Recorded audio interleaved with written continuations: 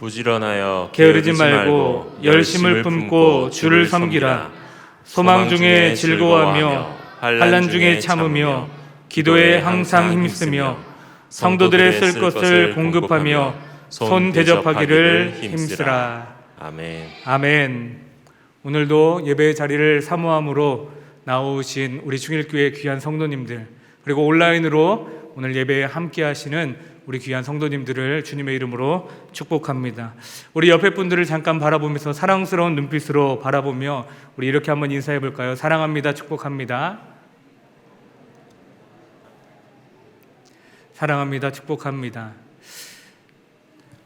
우리들이 참 일상 속에서 자주 나누던 인사였는데 어느샌가부터 우리가 서로와 서로 관계가 단절되고 또 서로의 대화가 단절되고 또 서로 이렇게 손을 잡고 스킨십을 하는 부분들이 많이 단절되어 있는 것 같습니다. 참 사랑합니다, 축복합니다라는 이 메시지가 작은 것 같지만 서로를 웃게 만들고 서로를 정말 회복시키는 그런 힘이 있는 것 같습니다. 비록 우리가 거리를 둬야 되는 상황이지만 늘 우리의 마음의 거리는 가까이 함으로써 늘 하나님과도 가까이, 우리 성도님들과도 가까이 할 수 있는 우리 모두가 되기를 간절히 소망합니다. 지금으로부터 약 100여 년 전 조선 땅에 찾아와서 자신의 모든 것을 내던지며 헌신하고 봉사하였던 파란 눈의 여인이 있었습니다. 가난하고 억압받던 조선 땅에 작은 예수라라고 불리면서 고아와 또 나병 환자들을 섬겼던, 어쩌면 이 사람이야말로 참된 조선인이 되어 살아왔습니다. 그 여인의 이름은 쉐핑 선교사입니다. 우리에게는 서서평이라는 이름이 더 익숙한 선교사님이시죠. 조선 땅에 와서 복음을 증거하고 도움을 주었던 초기 장로교회 선교사님이었던 언더우드 선교사님은 널리 소개되어져 알려져 있는 반면에 서서평 선교사님은 목사가 아닌 평신도, 의사가 아닌 간호사, 그리고 여자라는 이유로 당시에 잘 알려지지 않았다라는 사실입니다. 1880년도 9월 26일에 독일 남부 비스바덴이라는 지역에서 쉐핑 선교사님은 이 땅 가운데에서 태어나게 되었습니다. 그녀의 유년기의 시절은 참 힘들고 어려운 삶이었습니다. 왜냐하면요, 3살의 그의 어머니는 그녀를 조부모에게 맡기고 미국으로 이민을 가게 되었습니다. 9살이 되던 해에는 할머니를 잃게 되었습니다. 자신을 키워주셨던, 자신과 함께했던 할머니가 하나님의 부르심을 입게 된 것이죠. 그래서 주소가 적힌 쪽지 하나, 그것도 독일 주소가 아닌 미국에 자신의 어머니가 거주하고 있다는 그 쪽지 하나, 주소 하나를 의지함으로써 미국으로 떠나게 되었습니다. 다행히도 그녀는 중고등학교를 미국에서 잘 마치고 또 간호 전문 학교를 졸업을 하게 되었습니다. 뉴욕 시립병원에서 실습 중에 동료 간호사를 따라서 원래는 카톨릭 신자였던 쉐핑이라는 이 여인은 개신교로 개종을 하게 되었습니다.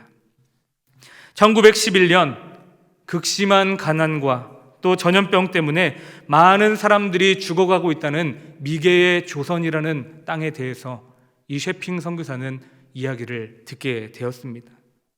고아 거린들이 넘쳐나고 정말 도움이 필요한 사람들이 넘쳐나는 조선 땅에 대해서 포사이드 선교사님이라는 선교사님의 그 소식을 듣고서 그 땅 가운데 가야겠구나, 그 땅 가운데 가서 어려운 사람을 도와주어야겠구나라는 생각을 하게 되었습니다. 그래서 1년 뒤 1912년도에 미국 남장로교회 해외 선교부 모집에 지원하여서 간호 선교사로 이 땅, 조선 땅을 밟게 되었습니다. 32세의 젊은 나이에 간호사이자 또 선교사라는 직분으로 조선 땅에 첫 발을 내디뎠던 이 쉐핑 선교사, 서서평 선교사님은 그의 일생을 온전히 고아와 또 거린들, 힘들게 삶을 살고 있는 사람들을 위해서 헌신하고 봉사하는 일에 삶을 바쳤던 분입니다. 아름다운 삶을 몸소 삶으로 보여주셨던 선교사님이셨죠. 선교 그리고 교육, 구제에 혼신의 힘을 쏟으시면서 선교사님은 자신의 육체가 아픔과 또 자신의 육체도 누군가의 도움을 받아야 될 처지인 상황 중에서도 그 어려운 사람들을 바라보며 그들을 위해 도우셨고 눈물을 흘리며 함께하였던 그런 사랑의 표본을 보여주셨습니다. 또 선교사님은 학교를 세워서 여성들을 가르치시고 당시 많은 차별을 받게 되어서 이름조차 없었던 여인들, 선교사님이 만났던 500명의 여인 중에 이름을 가지고 있던 여인은 고작 26명의 여인밖에 자신의 이름을 가지지 않았다라는 그 안타까운 현실 가운데에서 여성들을 위해서 또 그를 가르치시고 또 그들을 그 많은 차별 가운데에서 그들을 세우는 일들을 이 선교사님이 도우셨다라는 것입니다. 뿐만 아니라 병이 들어서 힘들어 눈물을 흘리며 도저히 삶이 회복될 수 없을 것 같은 그런 아픔에 빠져 있는 사람들에게 찾아가서 그들을 치료해 주시고 그들과 함께 하셨습니다. 이 서석평 선교사님은 여성임에도 불구하고 또한 자신의 육체가 연약함에도 불구하고 한 번 순회 진료 또 전도 여행을 떠나면 한 달 이상 말을 타고 270km 이상을 말을 타고 이동을 하면서 어려운 사람들을 돕고 아픈 사람들을 치유하는 일들, 그리고 예수 그리스도를 증거하는 일을 감당했다라는 사실이 전해오고 있습니다. 말을 타고 가다가 말이 쓰러지면 다시 걸어서라도 그 여정을 끝까지 마쳤다라고 합니다.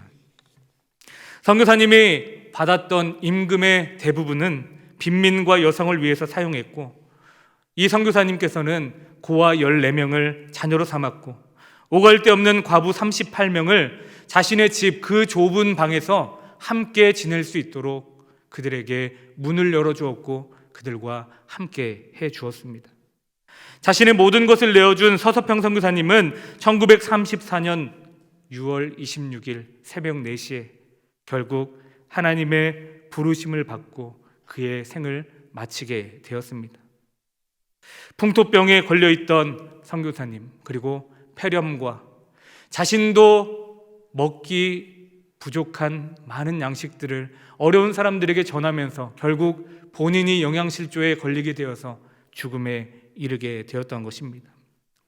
선교사님이 죽었을 때 남기고 간 전 재산은 담요 반장, 그리고 2호배 쌀, 그리고 현금 27전이 전부였다라고 합니다.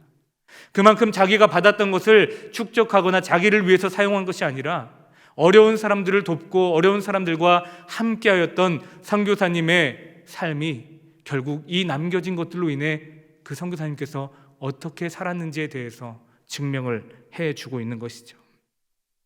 폐병으로 인해서 몸이 으스러지고 자신의 건강도 추스리지 못할 정도로 아픈 가운데에서도 굶주리고 있는 조선인들을 걱정하고 또 그들이 혹여 아픔으로 인해 고통받고 있지 않을까 늘 마음 조려하며 복음을 마음껏 전할 수 없음을 안타까워했던 선교사님의 그 마음이 지금 많은 사람들에 의해서 책에도 쓰여졌고 그 소식들이 전해져 오고 있습니다. 서석평 선교사님의 책상에는 평생 좌우명이 적혀져 있었습니다. 그 좌우명은 성공이 아니라 섬김, 성공이 아니라 섬김이라는 단어가 기록되어져 있었습니다. 선교사님이 일평생 자신을 위해서 살지 않고 하나님을 위해서 헌신하고 하나님을 위해서 봉사하고 하나님을 위해서 미개의 땅, 조선 땅에 오게 된 이유가 무엇이었을까요? 도대체 왜 오지 않아도 되는데 자신이 이제 그 어려웠던 유년기를 마치고 이제 조금 살 것 같았던 그 젊은 시절에 자신의 그 젊음을 내어버리고 자신의 많은 것들을 내어버리고 이 조선 땅에 와서 어려운 사람들을 왜 도와주었을까요? 아마도 선교사님은 자신이 하나님께서 주신 그 은혜를 다른 누군가에게 나누고 싶었던 마음이 있었고 자신이 경험했던 그 하나님의 은혜가 놀랍기 때문에 다른 누군가에게 이것을 꼭 전해 주어야만 한다라는 사명감이 그 마음 가운데 있지 않았나 생각을 해보게 됩니다. 선교사님의 삶을 보면 참 예수님과 많이 닮아 있습니다. 그래서 많은 사람들이 작은 예수라고 불렀던 것 같습니다. 그녀의 모든 일생들을 돌아보면 자신을 위해서 사용했던 것은 너무나 작고, 많은 사람들을 위해서 자신의 것을 내어주고 함께했던 아름다운 삶, 마치 예수님과 같은 삶이었습니다. 선교사님은 아마도 그렇게 하는 것이 하나님께서 나에게 맡겨주신 일이다라는 사실을 알았을 것입니다. 내가 해야 될 일이 무엇인지를 분명히 알았을 것입니다. 그렇기 때문에 이 땅 가운데 그 어려운 상황 가운데에서도 오게 되어 많은 사람들을 도울 수 있었던 것이 아니었을까요? 오늘 이 시간 예배에 함께하는 우리 모두는 선교사님이 받았던 그 하나님의 놀라운 사랑을 우리들도 다 받았습니다. 예수 그리스도의 그 십자가의 사랑, 그 놀라운 사랑, 값없는 사랑, 그 사랑을 우리들도 경험하며 살아가고 있습니다. 그런데 우리들의 삶은 어떠합니까? 과연 선교사님의 삶에 빗대어 본다면 우리들은 나를 위해서 살고 있는지, 아니면 하나님이 원하시는 마땅히 우리 그리스도인들이 해야 될 일들을 감당하며 살아가고 있는지 우리의 삶을 한번 되돌아보면 좋겠습니다. 오늘 이 시간에 우리 모두는 오늘 이 본문 말씀을 통하여서 하나님께서 우리에게 말씀하시고자 하시는 그 메시지가 무엇인지를 분명히 깨닫는 귀한 시간이 되었으면 좋겠습니다. 하나님의 사랑을 받은, 하나님의 은혜를 경험한 그리스도인이라면 우리들이 마땅히 해야 될 일, 마땅히 감당해야 될 일이 무엇이 있는지를 오늘 본문 말씀을 통해서 우리가 깊이 알아가면 좋겠습니다. 바울은 로마서 11장까지 구원의 하나님의 은혜로 말미암아 우리가 구원을 입게 되었고, 우리가 그 하나님의 은혜로 말미암아 의롭게 되었다라고 말씀하였습니다. 그리고 나서 오늘 본문은 12장에 넘어와서 이제는 그 은혜를 경험한 사람들이 어떻게 살아가야 되는지에 대해서 설명을 해주고 있습니다.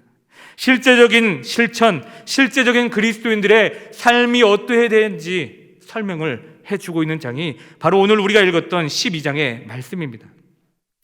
본문은 그리스도인의 삶 가운데 구체적이고 또 실천적인 기본적인 문제에 대해서 이야기를 하고 있습니다.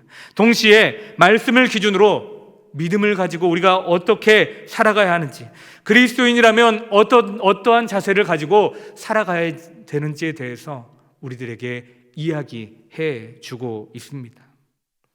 우리가 살아가면서 잊지 말아야 될 중요한 원칙이 한 가지 있습니다. 그것은 미래에 대한 소망과 더불어서 이에 합당한 삶을 살아가는 것.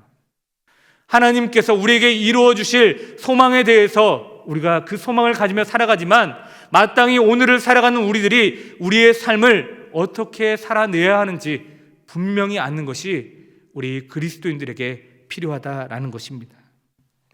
바울은 오늘 본문 말씀을 통해서 성도의 태도에 대해서 말하고 있습니다. 그리고 성도들이 힘써야 될, 성도들이 힘써 이루어야 할 것들이 무엇인지에 대해서 제시해 주고 있습니다. 저는 오늘 본문 말씀을 통해서 어려운 이 시기를 지내는 우리 그리스도인들이 그러함에도 불구하고 우리가 해야 될 일이 무엇인지, 우리가 감당해야 될 일이 어떠한 것들이 있는지 알아가는 귀한 시간이 되었으면 좋겠습니다. 11절 말씀을 한번 같이 읽어보도록 하겠습니다. 11절입니다. 시작. 부지런하여 게으르지 말고 열심을 품고 주를 섬기라. 아멘. 부지런하고 게으르지 말고 열심을 품고 주를 섬기라. 의사였던 장기려 박사, 여러분들 아십니까? 의사였던 장기려 박사는 한국의 슈바이처라고 불릴 만큼 참 한국의 의료에 관련해서 또한 어려운 사람들을 돕는 일에 있어서 앞장섰던 그런 또 다른 작은 예수라 불렸던 사람입니다. 평소에 무소유로 가난하게 살면서 섬기는 일을 최선을 다해서 하셨습니다. 오직 주만 섬기며 충성스럽게 살기를 원했던 이 장기려 박사님은 자신의 그 삶 가운데 있어서 자신의 모든 것을 다 주님께 바칩니다. 나의 모든 것들을 통해 주님을 섬기기 원합니다라는 그러한 신념과 믿음으로 자신의 삶을 하나님께 온전히 바쳤던 사람입니다. 1948년 8월에 평양 산정형 교회에서 장로가 된 후에 평생을 주님과 교회에 충성을 다해서 살아가겠다라는 믿음과 결단을 가지고서 늘 그의 삶의 모토는 예수를 본받고 섬기는 자, 예수를 본받고 섬기는 자가 되자라고 자신의 삶의 모토를 늘 이야기를 하였습니다. 그는 자신의 칭송을 받는 것을 싫어했고 자신을 섬겨주는 것을 싫어하였습니다. 그는 오직 주님만 섬기는 자, 그렇게 불리우기 원했고 자신의 삶을 마감했을 때 자신의 그 이름 앞에 주님만을 섬기고 간 사람이라는 이름을 꼭 남겨달라고 평생을 자신의 주인들에게 부탁을 하였다라고 합니다. 장기려 박사는 평생 주님만 섬기고 가난하고 병든 사람들을 사랑으로 섬기며 기쁘게 그 일들을 감당하였습니다. 오늘 본문 말씀 11절 말씀을 보면 부지런하여 게으르지 말고 열심을 품고 주를 섬기라라고 기록하고 있습니다. 여러분, 열심을 품고 주를 섬기는 일이 어떠한 뜻이 담겨져 있을까요? 열심을 품고라는 그 단어의 원어적인 뜻으로 보면 성령이 충만하여서 가슴이 뜨거운 마음으로 그것을 섬기라라고 이야기를 하고 있습니다. 즉 성령이 주시는 불타는 마음, 불타는 열심으로 하나님을 섬기라라고 이야기하고 있는 것입니다. 열심을 빼버리면 신앙은 설 자리가 없습니다. 우리에게 있어서 열심이 떨어지게 된다면 하나님의 일들을 감당하는 데 있어서 참 어려움이 우리 안에 있게 될 것입니다. 우리가 처한 환경과 삶이 어떠한 거냐, 우리가 처해 있는 상황이 어떠하느냐가 중요한 것이 아니라 우리가 있는 그 환경에서 우리가 어떠한 태도를 취해야 하느냐가 우리 그리스도인들에게 더 중요함을 우리는 분명하게 알아야 합니다. 상황이 아니라 태도의 문제입니다. 인간적인 열심이 아니라 성령이 우리 안에 주시는 그 뜨거운 마음으로 열심을 다해 주님을 섬기는 일을 우리 그리스도인들이 마땅히 감당해야 된다라고 우리들에게 말씀해 주고 있는 것입니다. 또한 게으르지 말고 또 성실하게 그 일을 감당하라라고 말하고 있습니다. 우리 그리스도인들은 나태해서는 안 됩니다. 무엇보다 신앙의 문제에 있어서 나태해서는 안 될 것입니다. 누구나 처음 믿게 되고 누구나 처음 열심히 할 때는 다 열심으로 많은 일들을 감당하며 나아갑니다. 그런데 어느 정도 연륜이 차고 또 어느 정도 시간이 지나면 열심을 잃어버리는 것, 어쩌면 당연한 것입니다. 그렇기 때문에 우리는 우리의 힘과 우리의 능력으로 하나님의 일을 감당하려고 해서는 안 됩니다. 그렇다면 우리는 결국 하다가 지치고 그것을 내려놓게 될 것입니다. 성령 하나님이 우리 안에 주시는 그 뜨거운 마음, 뜨거운 열정이 우리 안에 늘 있어야지만 내 힘으로 그것을 감당하는 것이 아니라 하나님이 나에게 주시는 힘으로 나에게 맡겨진 일들을 감당하며 나아갈 수 있다는 사실을 우리는 잊지 말고 살아가야 할 것입니다. 어떤 어려움이 있어도 낙심이 있어도 우리는 포기하지 말고 주님을 섬기며 나아가야 합니다. 코로나 문제가 우리에게 다가왔다고 해서 우리가 하나님을 예배할 수 없습니까? 하나님을 찬양할 수 없습니까? 하나님을 따르는 삶을 살 수 없습니까? 아닙니다. 어떠한 상황이 우리를 무너뜨리려고 하고 어떠한 상황이 나를 힘들게 할지라도 우리는 하나님을 따라 살 수 있습니다. 하나님을 예배할 수 있습니다. 하나님이 주시는 마음으로 뜨겁게 주님을 섬기며 나아갈 수 있다라는 사실입니다. 우리의 식어져 가고 있던 그 믿음과 그 열정을 내 힘으로 다시 일으키지 않는 우리 모두가 되길 원합니다. 나의 힘과 나의 능력으로 하나님의 일을 감당했다면, 지금까지 그렇게 행해왔다면, 이제는 하나님 앞에 기도하며 간구하며 하나님이 부어주시는 성령의 능력을 경험하여 하나님이 주시는 힘으로 하나님의 일을 감당하는 우리 모두가 되어지기를 소망합니다. 12절 말씀을 같이 또한 읽어보도록 하겠습니다. 12절입니다. 시작. 소망 중에 즐거워하며 환난 중에 참으며 기도에 항상 힘쓰며. 아멘. 성도라면 이 어려운 상황 가운데에서도 마땅히 우리가 해야 될 일, 그것은 바로 하나님 앞에 힘써 기도하는 것입니다. 여러분들이 잘 알고 있는 미국의 조지 워싱턴 대통령, 이 원래 대통령이 되기 전에 조지 워싱턴은 미국의 장군이었습니다. 미국의 독립을 위해서 싸울 당시에 어려운 일이 있을 때마다 이 조지 워싱턴은 하나님 앞에 기도하는 일을 했다라고 많은 사람들이 이야기를 합니다. 그는 일생 동안 단 한 번 주의를 빠짐없이 하나님의 일을 감당하는 그런 주의를 지키는 사람이었고, 기도의 용장으로 널리 알려져 있던 사람이었습니다.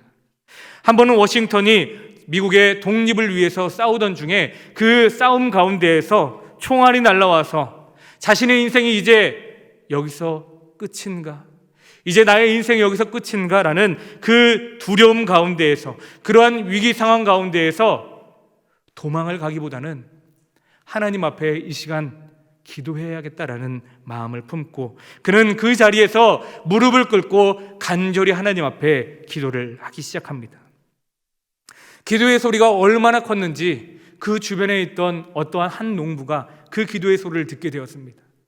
이 조지 워싱턴이 하나님 앞에 간절히 구하였던 그 기도의 소리를 어떠한 농부가 듣고서 자신의 아내에게 막 뛰어서 가게 되었습니다. 그러면서 이렇게 이야기합니다. 여보, 조지 워싱턴 장군이 반드시 성공할 겁니다. 반드시 이 땅을 독립하게 할 것입니다 라고 이야기를 합니다. 그래서 그 부인이 물어봅니다. 도대체 어떠한 근거로 그렇게 되겠습니까? 라고 묻습니다. 그런데 이 남편 되었던 그 농부는 이렇게 얘기합니다. 그가 능력의 하나님 앞에 기도하는 소리를 제가 들었습니다 라고 이야기를 하게 되었습니다. 결국 워싱턴은 독립운동에 성공하였고 미국의 대통령이 되었고, 또한 많은 사람들에게 신앙인으로서 본이 되는 삶을 살게 되었습니다. 사랑하는 여러분, 기도의 능력을 믿으십니까? 기도의 능력을 경험해 보신 적이 있으십니까? 성경의 많은 인물들도 하나님 앞에 간절히 기도하며 구하였을 때 하나님의 능력을 경험하였던 일들이 수도 없이 기록되어져 있는 내용이 바로 성경 말씀 가운데 기록되어져 있습니다. 그런데 왜 우리는 기도하는 것을 잃어버릴까요?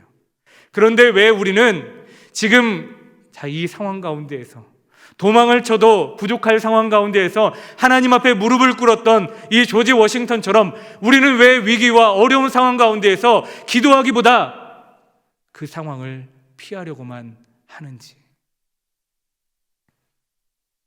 기도하는 사람은 무너지는 것 같아도 다시 일어나게 될 것입니다.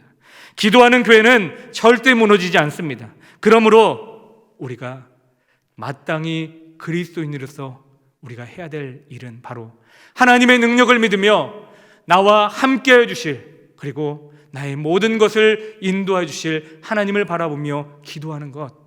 지금 코로나로 인해 우리가 많은 것들을 제약받고 어려움을 당하고 있고 하나님을 예배하는 것들이 어려운 상황 가운데서도 우리 그리스도인들이 마땅히 해야 될 일은 바로 하나님 앞에 간구하며 이 모든 것들을 하나님 앞에 의탁해야 될 줄로 믿습니다. 이 상황 단순히 백신을 맞음으로 해결되기를 원하고만 기다린다면 그것이 그리스도인으로서 참된 모습으로 그것을 바라보는 것일까요? 그 참된 모습으로 문제를 바라보는 것일까요? 아닙니다. 하나님 앞에 그것을 이루어 주시고 회복시켜 주실 하나님을 믿으며 주님을 바라보며 우리는 하나님 앞에 기도해야 될 줄로 믿습니다. 12절 말씀에 보면 소망 중에 즐거워하며 환난 중에 참으며 기도에 항상 힘쓰며 라고 기록되어 있습니다. 여기에서 우리가 눈여겨봐야 될 것은 환난 중에 참으며 기도에 힘쓰며입니다. 우리에게 주어진 어려운 환난, 역경, 힘든 일들 누구나 경험하며 살아갑니다. 누구나 그것으로 인해 넘어질 수도 있습니다. 그런데 우리는 그러함에도 불구하고 하나님 앞에 항상 기도해야 된다라고 하나님께서 오늘 본문 말씀을 통해 그리스도인들은 환난과 어려움 가운데에서 하나님 앞에 기도해야 됨을, 그것에 힘써야 됨을 우리에게 말씀해 주고 있습니다. 하나님 앞에 기도할 때 당장 그것이 이루어지지 않을 수도 있습니다. 하나님 앞에 간구했어도 당장 그것이 응답되지 않을 수도 있습니다. 그러나 어느 순간 하나님 앞에 기도했던 일들이 이루어져 있고, 어느 순간 하나님이 내가 그렇게 고대하며 하나님 앞에 간구했던 그 기도의 제목들이 이루어져 있는 그러한 일들을 오늘 이 자리 가운데 참여하는 우리 성도님들은 경험해 보시지 않으셨습니까? 하나님은 능력의 하나님이십니다. 하나님은 이루시지 못하는 일이 없으신 하나님이십니다. 하나님은 성경 말씀을 통해서도 말씀하십니다. 말씀한 그 모든 그것대로 다 이루시는 분이 바로 우리의 능력의 하나님이시다라고 우리에게 말씀해 주고 있습니다. 여러분, 우리가 세상을 살아가는데 결코 평탄한 삶을 우리는 걸어가지 못하며 살아갑니다. 곳곳에 어려움들이 숨어져 있고 방심하면 우리는 넘어지게 됩니다. 그리고 여전히 사탄 마귀는 그리스도인들이 온전히 믿음으로 세워져 있지 못하도록 넘어뜨리고 무너뜨리려고 자신들의 괴계를 그리고 획책을 가지고 우리를 무너뜨리려고 시시탐탐 호시탐탐 노리고 있다는 사실입니다. 우리는 기도해야 합니다. 우리는 기도해야 합니다. 기도는 힘들 때만 하는 것이 아닙니다. 어려울 때만 하는 것이 아닙니다. 기도는 일상 가운데에서 늘 하나님 앞에 구하며 물으며 듣고 나아가는 것, 그것이 그리스도인들이 해야 될 기도인 줄로 믿습니다. 성도라면 누구나 기도에 힘을 써야 합니다. 어렵다고 포기하지 말아야 합니다. 마라톤 선수가 어렵다고 거기서 멈춰버리면 그 끝에 도달할 수 없게 됩니다. 우리 믿음의 여정도, 우리 신앙의 여정도 우리가 달려가면서 때로는 멈출 수도 있고 때로는 걸어갈 수도 있고 때로는 약보로 뛸 수도 있습니다. 하지만 우리는 멈추지 말아야 합니다. 기도해야 합니다. 나를 여전히 이끌어 주시고 때로는 앞에서 끌어주시고 때로는 뒤에서 밀어주시는 하나님의 능력의 손을 의지하며 간절히 기도함으로 모든 어려움들을 믿음으로 극복할 수 있는 저와 여러분들이 되어지기를 간절히 소망합니다. 우리 13절 말씀도 한번 같이 읽어보도록 하겠습니다. 13절 말씀입니다. 시작. 성도들의 쓸 것을 공급하며 손 대접하기를 힘쓰라. 아멘. 오늘 본문 13절은 성도들의 쓸 것을 공급하며 손 대접하기를 힘쓰라라고 말하고 있습니다. 어려운 상황 가운데 놓여져 있는 우리들의 삶 가운데 예수 그리스도를 나의 주인이라고 고백하며 그리스도인이라고 고백하는 우리가, 성도라고 고백하는 우리가 마땅히 해야 될 일, 그것은 바로 공급하며 또한 대접하기를 힘쓰는 것에 우리는 최선을 다해야 할 것입니다. 여기에서 성도에 쓸 것을 공급하려면이라는 단어가 나오죠. 누군가에게 필요를 줄 수 있으려면 그 사람에게 관심이 있어야 합니다. 누군가에게 필요한 것을 채워주기 위해서는 그 사람이 무엇이 필요한지 관심이 있어야 합니다. 사랑하는 여러분, 우리 충일교회에 어려움을 겪고 있는 성도님들이 분명히 계십니다. 그분들이 지금 필요로 하는 것이 무엇일까요? 그분들이 지금 받아야 될 것이 무엇일까요? 우리가 관심을 가지지 않고 그 성도님들을 바라보지 않으면 지금 나도 힘든데, 내가 지금 이 어려운 시기들을 이겨내는 것도 벅찬데 내가 누구를 도울 수 있어라는 이야기를 할 수 있습니다. 하지만 조금만 눈을 들어 우리 주변을 바라보고 관심을 가지면 나보다 더 힘들어서 나에게 주신 하나님의 은혜로 인해 이것을 나눌 수 있는 마음, 마치 서서평 선교사님이 자신이 받았던 은혜로 인해 자신도 나누지 못할 상황 가운데에서 나눌 수 있는 마음을 경험했던 것처럼 우리들도 하나님의 마음을 받음으로 인해 관심을 가지고 우리의 주변을 바라보면 내가 마땅히 도와야 될 사람들이 있다라는 사실입니다. 여러분, 그런데 우리가 나누는 것을 물질에만 국한시켜서는 안 됩니다. 어떠한 분에게는요, 물질이 필요로 할 수 있지만 어떠한 사람에게는 돌봄이 필요할 수도 있습니다. 어떠한 사람에게는 보살핌이 필요할 수도 있고요. 어떠한 사람에게는 격려가 필요할 수도 있고요. 어떠한 사람에게는 용기를 줄 수 있는 메시지가 필요할 수도 있습니다. 어떠한 사람에게는요, 같이 지금 그 힘듦을 알아주며 같이 눈물 흘려주는 것이 필요할 수도 있습니다. 사랑하는 여러분, 우리 주변을 하나님의 눈으로 바라볼 수 있는 우리 모두가 되어지길 원합니다. 오늘 이 13절 말씀을 통하여서 하나님은 우리에게 말씀하십니다. 너희들 힘들지? 너희들 지금 어려운 거 알고 있어. 그런데 너보다 더 힘든 사람이 있어. 너보다 더 어려운 사람이 있어. 그 사람들을 바라보면 좋겠어 라고 우리들에게 지금 이야기하고 있는 것입니다. 이것이 바로 그리스도인 예수 그리스도를 주로 고백하며 예수님께 받은 그 은혜가 너무나도 놀랍고 그 은혜가 내 안에 벅차서 다른 누군가에게 전해주고 싶은 그리스도인들이 해야 될 일인 줄로 믿습니다. 섬김은 물질로만 섬기는 것이 아닙니다. 내가 그 사람에 대해서 관심을 가지면 그 사람의 필요가 보이게 됩니다. 어려워하는 사람들을 같이 손잡아주고 따뜻한 용기의 메시지를 전해주고 그들과 함께 눈물 흘려주는 것, 우리 충일교회 성도님들이 마땅히 감당해야 될 일일 줄로 믿습니다. 여러분, 어려운 사람들을 도울 때 우리들은 베푼다라고 이야기를 많이 합니다. 그러나 우리가 힘써야 될 일은 오늘 말씀해 보니까 베푸는 것이 아니라 나누는 것이다라고 말하고 있습니다. 여러분, 베푼다와 나눈다에는 차이가 있습니다. 베푼다라는 것은 그 단어 안에 자신이 다른 사람보다 조금 더 우월한 위치에서 누군가에게 그것을 주는 것, 윗사람이 아랫사람에게, 높은 사람이 낮은 사람에게 하는 것이라는 의미가 이 베푼다 안에 담겨져 있습니다. 그런데 나눈다라는 것은 평등한 관계에서 몫을 분배하거나 무언가 주고받는 것을 뜻합니다.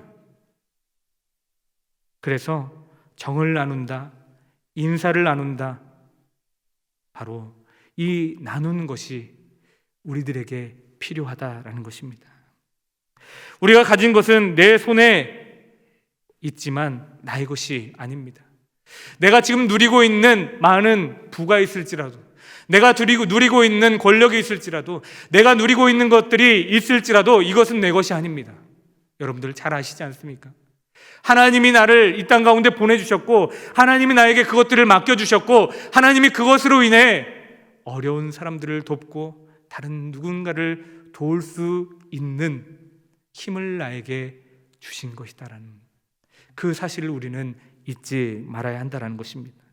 내가 수고하여 얻은 것이라 할지라도 그것은 하나님이 은혜로 나에게 주신 것이요, 내가 힘써 그 일을 감당함으로 얻은 것이라 할지라도 이 모든 것은 하나님이 그것을 할 수 있도록 나에게 힘과 능력을 주셨기에 그것을 얻을 수 있다라는 사실을 우리는 잃지 말아야 한다라는 것입니다. 그러기에 내가 가지고 있는 것을 다른 사람에게 베푼다라는 의미보다 다른 누군가에게 나눈다라는 의미를 가지고 다른 누군가에게 나의 것을 동등한 위치에서 그 사람에게 나누어 준다라는 마음으로 우리는 누군가를 섬기고 도와야 될 줄로 믿습니다. 어떠한 사람이 나무를 깎아서 열심히 활을 만들었습니다. 땀을 흘리면서 활시를 건너편에 산에 활을 힘차게 당겨서 쏘게 되었습니다. 그리고 그 건너편 산에 가서 얼마나 멀리 이 화살이 날아왔는지 확인을 하려고 그 산에 가게 되었습니다. 화살을 열심히 만들고 땀을 흘려서 그것을 당겨서 당겼으니 그 화살이 그 옆에 있는 산에 꽂혀 있겠지라고 생각하면서 믿음으로 그 산으로 갔습니다. 하지만 이 나무도 바라보고 저 나무도 바라보고 땅도 찾아보고 혹시 나무 위에도 있는지 찾아보는데 그 화살은 어디에도 꽂혀 있지 않습니다. 그는 너무나도 실망하고 절망하였습니다. 힘들게 만들었고 내가 힘써 그것을 당겨서 당겼는데 왜 화살이 꽂혀 있지 않았을까? 그 사람이 죽어서 천국에 가게 되었습니다. 그런데 천국 문 앞에서 놀라운 사실을 발견하였습니다. 자신이 힘겹게 당겼던 그 화살이 그 천국 문 앞에 꽂혀 있는 모습을 보게 되었습니다. 나무에 자기가 만든 화살이 꽂혀 있는 것입니다. 우리는 주 안에서 힘써 일을 하면 이 땅 가운데 열매가 보이지 않을 수도 있습니다. 하나님이 우리에게 마땅히 감당하라 하신 우리가 해야 될 일들을 감당하며 나아갈 때 열매를 맺지 못할 수도 있습니다. 이 땅에서는요. 하지만 화살을 당겼을 때 반대편 산에서 찾지 못하였는데 하나님의 그 부르심 앞에서 그것을 발견하였던 그 한 사람의 이야기처럼 우리들도, 우리 신앙인들도, 우리 그리스도인들도, 우리 중일교회 성도님들도 내가 마땅히 하나님께서 나에게 해야 될 일을 가르쳐 주시고 알려주셨을 때에 그것을 감당하며 나아갔지만 나에게 있어 열매가 생기지 않고 나에게 있어 결과물이 없을지라도 우리는 실망하지 않아도 된다는 사실입니다. 하늘의 상급으로 하나님은 우리에게 예비하시고 채워주실 줄로 믿습니다. 사랑하는 여러분, 우리가 이 땅 가운데서 마땅히 감당해야 될 일, 우리가 해야 될 일이 무엇입니까? 오늘 말씀해 보니까요, 하나님을 잘 섬기며 그리고 마땅히 기도해야 하며 또한 마땅히 우리 주변을 돌아보며 어려운 영혼들을 같이 그들과 함께하며 나의 가진 것을 나누는 일, 우리 그리스도인들에게 필요하다라고 하나님 우리에게 말씀해 주고 있습니다. 지금 코로나와 여러 가지 어려운 문제로 힘들어하고 있는 이 시대 가운데 마땅히 우리 그리스도인들이 해야 될 일이 이러한 것이다라고 오늘 하나님은 우리에게 말씀해 주고 있습니다.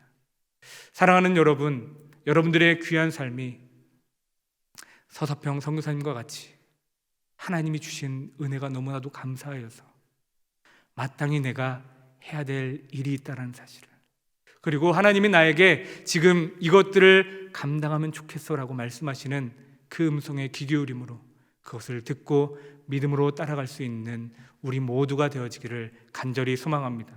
그런 마음으로 주님을 따라 걸어갈 수 있는 우리 모두가 되어지기를 간절히 소망합니다.